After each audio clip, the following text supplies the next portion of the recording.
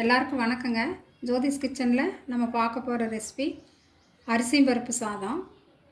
அது முதல்ல அரிசி பருப்பு எவ்வளோன்னு அளவு சொல்கிறேன். அதை எடுத்து நல்லா கழுவி தண்ணியில் ஊற வச்சுக்கலாம். ஒரு அரை மணி நேரம் ஊற வச்சுக்கலாம். அது அளவு அரிசி 2 டம்ளர் எடுத்துருக்கேங்க. இந்த டம்ளரில் 2 டம்ளர் அரிசி புழுங்கல் அரிசி, சாப்பாட்டு அரிசி. அதில் துவரம் பருப்பு ஒரு 3/4 டம்ளர் போடுறேன். இது ரெண்டையுமே நல்லா கழுவி நல்லா தண்ணி ஊற்றி ஊற வச்சிடலாம். ஒரு அரை மணி நேரம் ஆகட்டும்.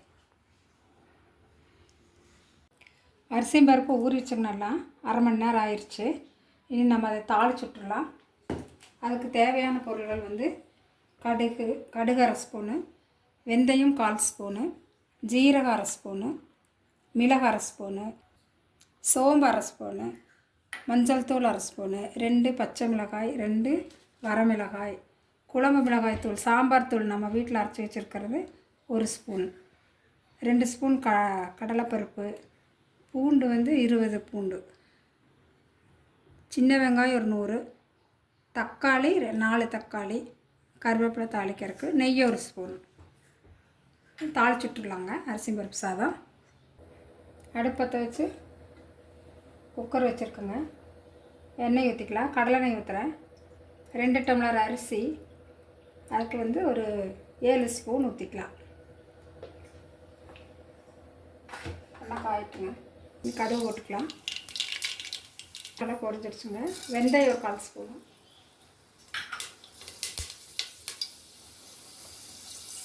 சோம்பு அரை ஸ்பூன்,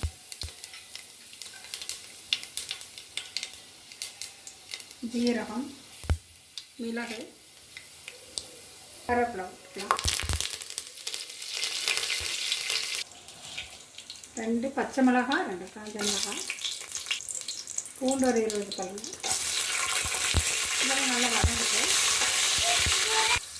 கடலைப்பருப்பு போட்டுக்கலாங்க. சின்ன வெங்காயம், பூண்டு, சின்ன வெங்காயம் எல்லாத்தையும் நீட்டாக போட்டுக்கோங்க. எல்லாமே நல்லா வதங்கிட்டு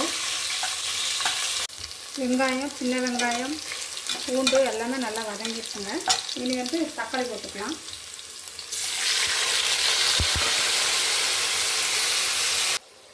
தக்காளி நல்லா வதங்கி வந்துடுச்சுங்க. இது சாம்பார் தூள், மஞ்சள் தூள் அரை ஸ்பூன், சாம்பார் தூள் 1 ஸ்பூனுங்க. தேவையான அளவு உப்பு போட்டுக்கலாங்க. 2 டம்ளர் அரிசிக்கு 6 டம்ளர் தண்ணி. நான் 7 டம்ளர் ஊற்றுறேன். இது 4 டம்ளர், 3 டம்ளர். அரிசி பருப்பு ஊற வச்சது போட்டுக்கலாங்க. நெய் 1 ஸ்பூன் எடுத்து வச்சுருக்கேங்க. நெய் ஊற்றினா கொஞ்சம் நல்லா அரிசி பருப்பு சாதம் டேஸ்ட்டாக இருக்கும். மல்லியில் கொஞ்சம் போட்டுக்கலாம். மூடி வச்சிடலாங்க. ஒரு 3 விசில் வந்தோடனே சாப்பாடு இறக்கிடலாம். சூப்பராக இருக்கும் அரிசி பருப்பு.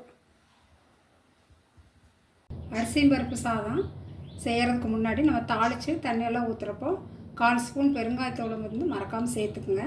அது இப்போ அரிசி பருப்பு சாதத்துக்கு ரொம்ப முக்கியமானது, ரொம்ப நல்லதும் கூட. அதனால் அதை மறக்காமல் சேர்த்துக்குங்க. அரிசி பருப்பு சாதம் ரெடி ஆயிடுச்சுங்க. டேஸ்ட் பார்த்துடலாம்.